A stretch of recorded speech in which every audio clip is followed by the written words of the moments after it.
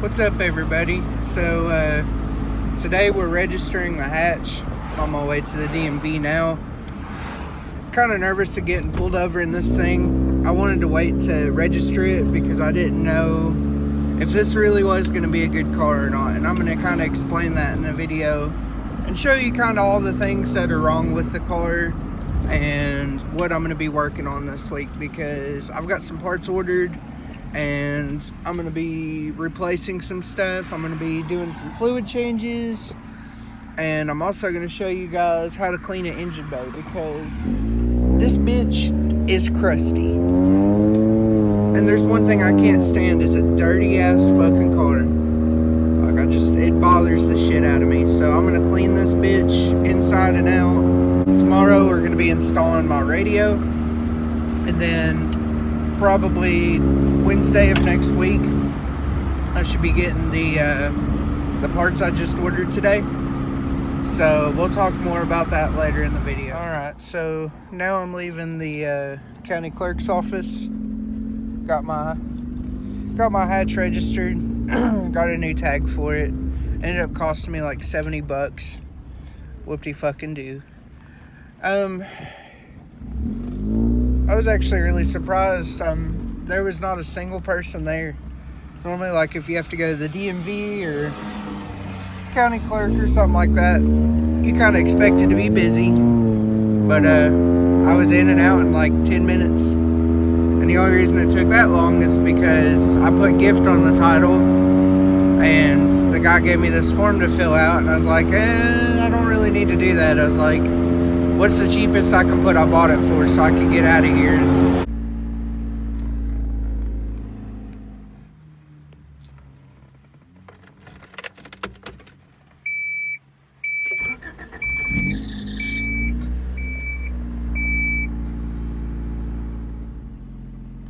What's up, everybody? So today's the next day. I kind of ran short on time for work when I was making the video of registering the car, so I didn't get to really finish what I wanted to do. But today it's Saturday, and my belt is squeaky. Anyway, today's Saturday. I'm going to pick up my daughter today, and we'll make a video of kind of showing around the car a little better. We'll also we might clean it. It's rainy today, so I don't know if I really feel like getting wet to vacuum it out and stuff, but we'll kind of just see how the day's going. So I did tell you guys wrong in the introduction video when you asked what kind of engine it was. I said it was like a D16A3, which I'm pretty sure doesn't exist, or if it does exist, it's not a very popular engine. This car has a D15B2 in it, which a D15B2 is like a 75 horsepower from the factory, slow as fuck engine. Now, there are some really good things about the D15B2. One is its reliability. If you leave that thing stock and you just want a car that you can drive the piss out of up until, you know, well over 300,000 miles, I mean, there's plenty of examples that have went far and beyond that. D15B2 is a great motor for that. It's a dual point injection, so there's not much you can do to add power to it unless you change the intake and run like a standard fuel rail. But yeah, I mean, it is what it is. I get people like come up to me and they're like, wow man, such a cool car, like what kind of motor does it have in it? And I tell them it's, you know, just a single cam automatic car. They're like, yeah, fucking right. Like, you know, I mean, not really even looking at the car all that close, just making conversation, because it's a hatch. Everybody loves these cars. Like, even if you're not into Hondas, like, I know plenty of American muscle guys that have told me stories. Yo, my buddy in high school had a Honda Civic hatchback that he built and did this, and this, and this, and beat this car. And, you know, I mean, these things are kind of special for that reason, simply because they're lightweight, they're front wheel drive, and there's so many different swaps and mods you can do to them that are fairly inexpensive that will make this thing come alive and hold its own. You know, it'll hold its own compared to other popular cars in the market. Don't mind the mess in my living room. So I ran and did some errands today, and I got an email saying some things had shipped. I still haven't done the walk through the car yet. I'm going to edit that in. I ordered a couple things that my car needed. We'll start with this one since it actually did need this. Watermelon seed.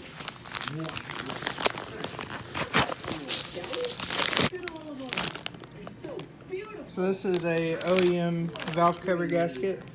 It's got spark plug tubes as well. New hardware. This cost me like $4. Pretty awesome deal on that.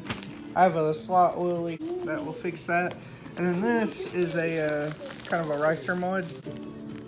So this is a toe strap for the front. I don't really think I would trust towing my car with it, but I think that it'll look really cool once it's installed. So we're gonna go ahead and install these things and talk about the car a little bit.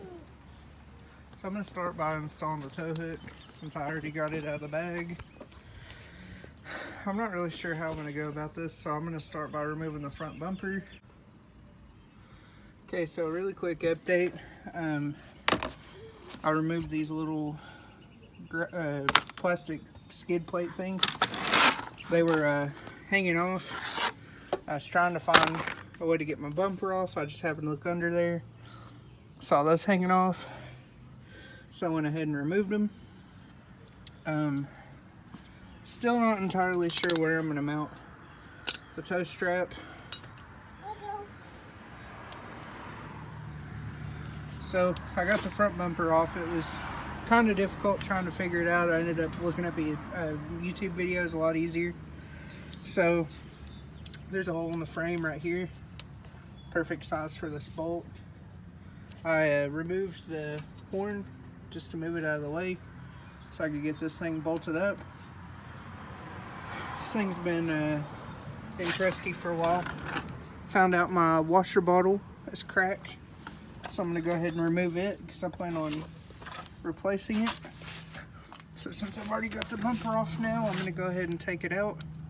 Pretty sure it's just a couple 10 or 12 millimeter bolts. Well, after a lot of fighting, got the washer bottle out. You can see somebody kind of rigged this thing up. It's not the cleanest engine bay. Everything's there except, if you look down here, no dipstick for the trans. I've got that in the mail. Should be here like in the next couple days. As you can see, there's an oil leak that came from a mixture of the O-ring from the distributor, and as you can see, the valve cover gasket also leaks. So I'm going to be changing that out soon. I mean, really, this thing just needs to be cleaned out. The things that have been done wrong on this car need to be fixed. I'm going to get a new washer bottle. Those are pretty easy to put in and inexpensive. I need to put this bolt back in from where I took it out, so that way I have all the bolts. Yeah, so this is it. I'm gonna clean this thing out. I'm gonna get something to eat that shit off the motor, but I'm not gonna do any of that until I get the dipstick, so that way I don't get moisture down in my transmission. I'm gonna go inside and wash up real quick. So I got all the bolts put back in. I went ahead and cut off this jank ass hosing that was on the car. Throw that away with that. Actually, we may keep it. We might use that for something else, but it's not going to be used as washer. So I'm going to go ahead and get the bumper put back on. I didn't show you guys how I took that off, but essentially all you need is a 12 millimeter and some extensions, and then you got two 12 millimeter bolts on the front, and then you need a Phillips head screwdriver. I'll show you where those go. Okay, so there's those two bolts right there. I recommend you do one bolt on each side of the bumper just to make sure that you get it nice and flush. It's also a lot easier with another person, but if you're like me, you can just rest it on your leg kind of. get it moved up to where you need. So now I'm gonna put the bumper lights back in. We're gonna put the side bolts back in the bumper, and it's starting to rain, so we need to hurry. It started pouring.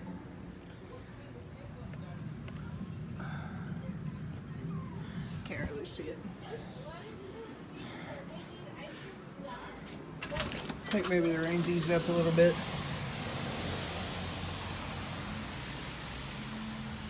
So this is the final product sticking out of the bumper.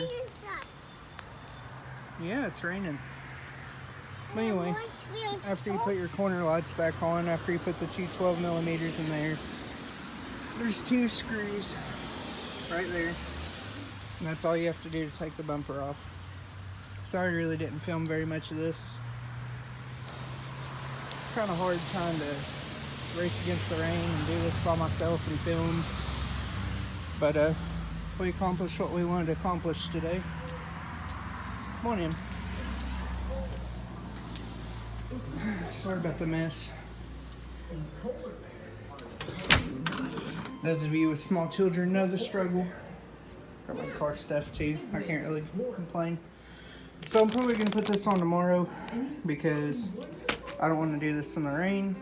It's not a smart idea. You know, you don't want to get water down in there.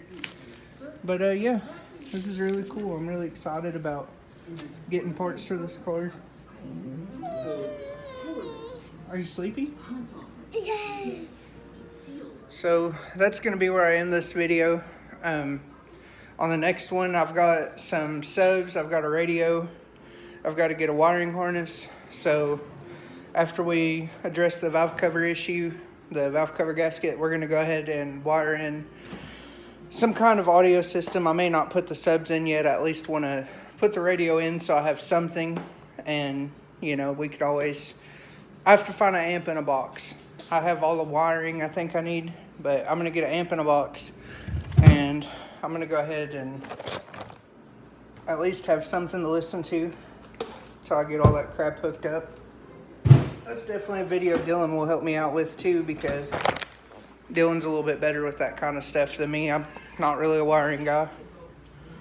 But anyway, hope you guys have a great one. Thanks for watching, and we'll see you in the next video.